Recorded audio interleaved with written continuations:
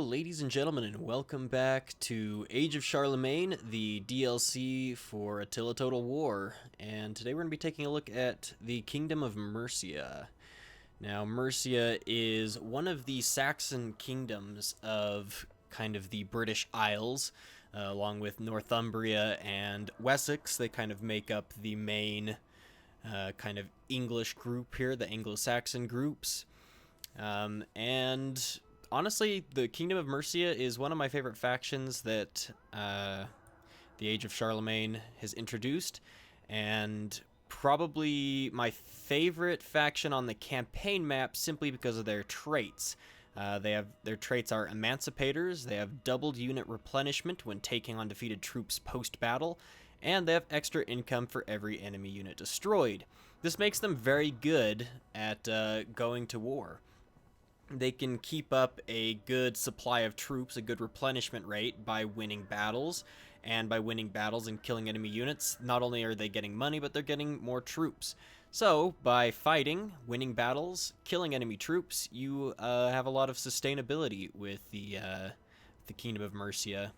So they're one of my favorite factions. It's also, in a lot of Total War games, my strategy is to secure the British Isles because it's harder, I think, for enemy invasions to attack you when you own the British Isles versus other areas. So you take over the British Isles, and then you have a lot of resources, a lot of income, a lot of things you can do, and then you can start launching militaries. Also, the AI doesn't always launch invasions across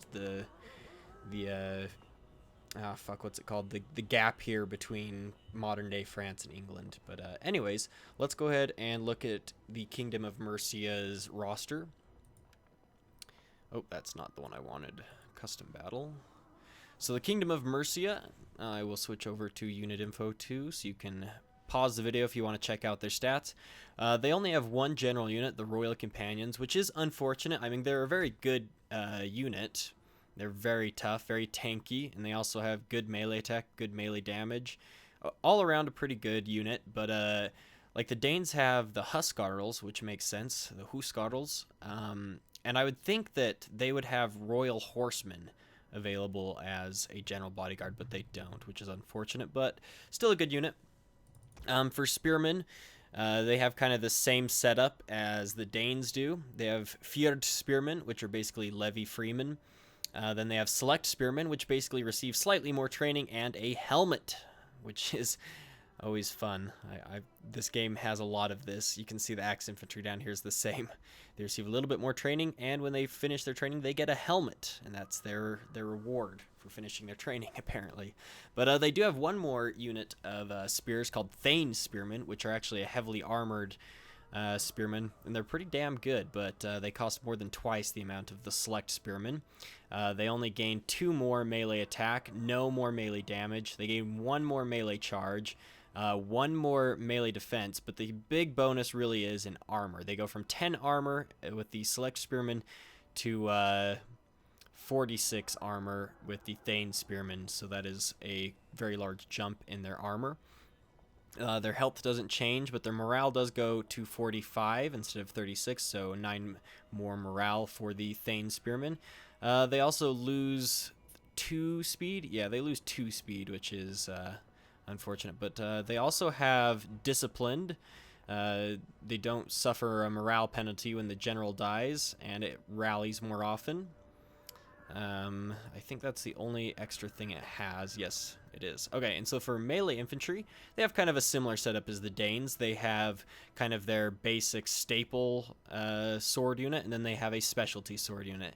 So their staple sword unit, the Thane, is very tanky. It has 42 attack, 40 melee damage, 16 charge bonus, 60 melee defense, 46 armor, 100 health, 45 morale, 32 speed, so overall a pretty balanced and good unit.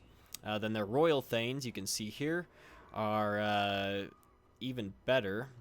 You gain, let's see, you gain 5 melee attack, you gain 10 melee damage, you gain 3 charge bonus, you gain 3 melee defense, you gain quite a bit of armor. You go from 46 to 60. I apologize, I can't do the math in my head right now, but I believe that would be 14 extra armor. I might be wrong. You don't gain any health, but you do gain, it appears, 6 morale, and you lose 2 speed. So it's a pretty good increase there, just all-around stats increase. Then we have the axeman units, and these are the exact same as the Danes, except for they don't have big axes or the herdmen, the axe herdmen, but they do have feared axemen, and they do have select axemen, which basically just receive a little bit of extra training, and a hat. And apparently that helmet right there is worth a total of 4 armor. So going from just a regular kind of farmer hat to a helmet, you apparently gain 4 armor. Apparently that's how the game works. But they also are slightly more trained, or maybe they're more veterans, because they do have a slightly higher melee attack. Melee damage is the same because they're using the same axe, obviously. Their charge bonus is 28 to 32, and they have a melee defense of 30 instead of 28. And their morale goes up by 4 to a total of 36. So these are cheap axe units if you need some armor penetration, some armor piercing damage. They have some pretty good missile troops. No elite missile troops, but good options of missile troops. They have 2 bowmen, they have feared archers and select archers, again with the helmet, and then they have just a slinger unit and a skirmisher unit, so you have options there. All of them are 200 unless you want the select archers, which are 250. Apparently 50 gold is the cost of a helmet. But then we move on to melee cav. So the Danes didn't have any cavalry, so this is kind of the jump forward for them, for Mercia. They have just a regular horseman, just kind of a basic medium melee cav. And then they have a much more expensive royal horseman. So the jump here is 600 gold, so let's see if it's worth it. Horseman to Royal Horseman, there is 35 to 47 melee attacks. That's a pretty big jump. Melee damage stays the same, so they're using the same spear, apparently. Charge bonus goes from 42 to 55, which is pretty good. Wait, it actually goes from... Yeah, it goes from 42 to 55. Melee defense goes from 29 to 50. Armor goes from 10, which is very small, to a substantial 46. That's quite large. Health stays the same at 150. Morale goes from 34 to 51, and speed decreases from 80 to 70. It's not a huge speed increase, so there is some definite upgrades there, especially in melee attack. I saw a big jump. Charge bonus, pretty big jump. Melee defense, pretty big jump, and armor, probably the biggest jump of all right there. So yeah, that's what the Kingdom of Mercia has to offer. It's a relatively balanced faction, I would have to say, but a little bit lackluster compared to some of like the Charlemagne faction, and I think the Lombards also had a bunch. Yeah, the Lombards also have a bunch of units. But anyways, let's go and check out a replay that I saved. Mercia, yay. So I am playing as the Kingdom of Mercia, and I am playing against my opponent Jinjin, who will be playing Emirate of Cordoba. Now, I will just give you guys the truth here. I played quite a few matches with Jinjin, and he won more often than lost. I just happened to win the match against him when I was playing Kingdom of Mercia, and that's what I needed for this video. Also, I think it's more entertaining for you guys to watch a video where I win. Maybe I'm wrong, maybe you guys want to see me lose, but just as a heads up, like kind of full disclosure, Jinjin was a better player than me and won more matches than lost. So anyways, let's watch this replay and see what happens. Emirate of Cordoba. Interesting faction. Some interesting horse units. Versus Kingdom of Mercia. Alright, so let's go ahead and look at what I was able to bring to this fight right off the bat. So on my wings... Oh, fuck, I keep forgetting to download, or I mean to change the text so I can have the paint tools. But anyways, we'll just go on without that. So on my flanks, I have similar kind of horse and spearman setups. I have I have a select spearman and a thane spearman. I wanted to kind of test out the thane spearman and see how good they actually were. But then I have just 2 units of the cheap horsemen, And then over here, the same, except for they're both select spearmen, and then both are horsemen. So I don't have any of the royal horsemen, unfortunately. Now, in my last battle with him, he brought a lot of missile cavalry, and I'm not very good at countering missile cavalry. My solution to missile cavalry is generally to bring a lot of missile units. So I brought a lot of select archers. I have 1, 2, 3, 4, 5, 6 of these. Well, I have 5 select archers and 1 feared archer. Down here at the other end, you can just see the difference between them is literally a helmet versus a hat. Helmet and hat. So yeah, so that's what I got there.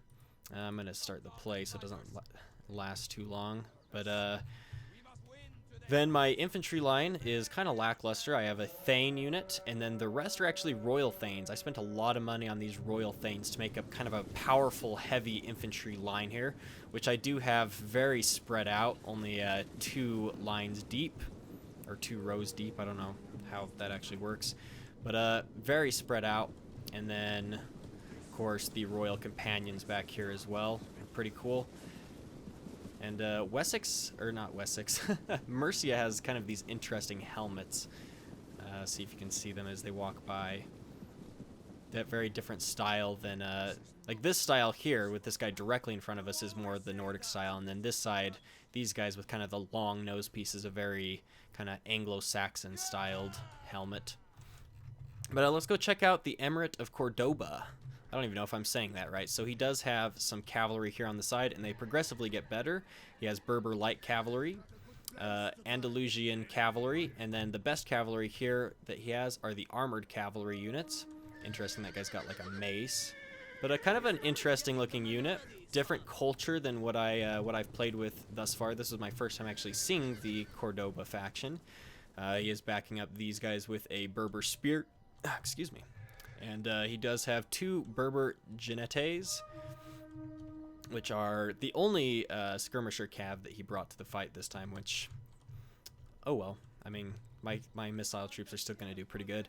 But he brought armored archers, Andalusian archers, and it looks like he brought 3 Andalusian archers and then 1 armored archer. Then his actual infantry line consists of a Berber spearman, a Andalusian warrior, which is a pretty good heavy infantry, another Andalusian, so that's 4 Andalusian warriors, which are about the equivalent of my Thanes, so my Royal Thanes should be able to beat them. And then he's got another Berber spearman here on the end. Then he's got a Berber spearman backing up Andalusian cav horsemen, just regular horsemen. And then his general unit, which is an Umayyad guard, which looks pretty cool, honestly. Kind of this bronze goldish armor, like a scale armor. But anyways, let's continue on with this and see where it goes. I apologize, it's a little bit cold and I'm kind of shivering actually, so I don't know what's up with that. So I actually peeled off here. I peeled 2 of my select archers off to assist with this group that you see here that's advancing forward, just so that I could counter these Berber Jinetes with them. I mean, that's the whole reason I brought extra archers, was to counter them. And honestly, I'm not a big fan of missile cavalry, so if I'm going to counter them, I don't bring other missile cavalry, I just bring more archers. I find just foot archers to be the most useful, or at least for me, just because I really suck at using skirmisher cavalry or bow cavalry or any of those. So I am going to begin firing back and forth with his archers now. I am focus firing these 2 Andalusian archers in the center. It's a good idea if you have a straight up missile fight to focus fire 1 unit at a time. That way you can do maximum damage, route that one, then move on to the next one. But I did actually focus fire this one. You can see these 2 are focus firing him, and then these 2 are focus firing that one. And so we'll see how that works out. Over here, my missile troops are engaging with the skirmishers. Not very many losses, unfortunately, from them. Let's see, they have 38 and 40. So yeah, they didn't take like any losses, which is unfortunate because I think I lost, yeah, I have 32 out of 40 and 22 out of 40. This one's actually routing already, this horseman unit, which is extremely unfortunate, but it is what it is. And you know what? I just realized I had a replay the other day as I was playing Westphalia against somebody, and I was going to actually make an episode of that. But the replay was broken, and I actually lost the battle instead of winning it. So I'm wondering if this is going to do the same. I really hope it doesn't, because that would be unfortunate. But, well, you can see here that the Archer War is continuing on. Now, there's some really bad micromanaging on my part coming up. I see that his cavalry is coming in, and instead of just selecting all my archers and moving them back, I only got this one when I selected, and I did it way too late anyways. So archers all along this line and in here are going to get hit, but here is just fine because now I'm able to move these select spearmen in and capture this armored cavalry, which is his elite cavalry unit, by the way, so I'm okay with that. I do move this horseman unit over to kind of counter this Andalusian cav unit. I don't know why I haven't moved these spearmen in to help yet. That was poor micromanaging on my part, but I realized that while he was trying to micromanage these cav, it might be the perfect opportunity for me to charge into these guys. So I order my spears and my cavalry to go after his general here. He does spot me just in time and does manage to countercharge me, but I did get the maximum charge there. And his cavalry do kind of block his spearmen, so I am able to kind of get the upper hand here. And I do have Thane spears and select spearmen going into that, so I should be able to win out this fight as long as I can damage the Umayyad Guard cavalry well enough. And they're already losing a lot, but I did lose quite a few horsemen really quickly, so that is unfortunate. Over here, I did manage to push back their Berber Genites. They took quite a few losses in those fights. I think I also killed their armored cavalry unit that was back here too. I did. And now I am advancing my main lines of Thanes and Royal Thanes, kind of pushing up in shield wall formation. Shield wall is either broken or has no counter right now because it is absolutely devastatingly hard to destroy. It is extremely powerful. And what I'd like to see is not them nerf shield wall. I mean, shield wall, you know, against somebody not using shield wall was very effective. I mean, even against other people using shield wall. It was the form of warfare during this time period, and it was extremely effective. But what I would like to see perhaps... Oh, yep, their enemy general is dead, so that's good, and I'm winning this fight out slowly. But what I would like to see is a counter to the shield wall. I know they have the wedge formation in the game already, but I would like to see it become more effective. Right now, it just doesn't seem effective at all. And what would be nice is to be able to see them do the shield or the wedge formation, or even call it the boar snout, because that's what some groups called it anyways, the Saxons, and I believe even the Nordic Scandinavian factions called it the boar snout. But the boar snout was basically and I have won this fight over here as well, and the flank over here, and my heavier infantry will probably at least tank it out long enough for my flanks to collapse in. As you can see, I've already won out this kind of flank area here, and this unit is retreating. Sorry, I'm getting kind of distracted, but I want to commentate on the actual battle and on kind of my thoughts of the game at the same time. But yeah, I think they should introduce the wedge formation as something that maybe specifically counters the shield wall. Like maybe it hitting a shield wall with a wedge formation like can counter its effects, or maybe does more damage, is like especially effective against it, or maybe becomes a debuff for the shield wall if you boar snout your way through it. So that would be cool to see. Over here, we are still just dealing with this last Berber spearman. There they go, they're routing now, so I will be able to send them back. His general unit did manage to escape. I did kill his general, but it is routing now. And there it is.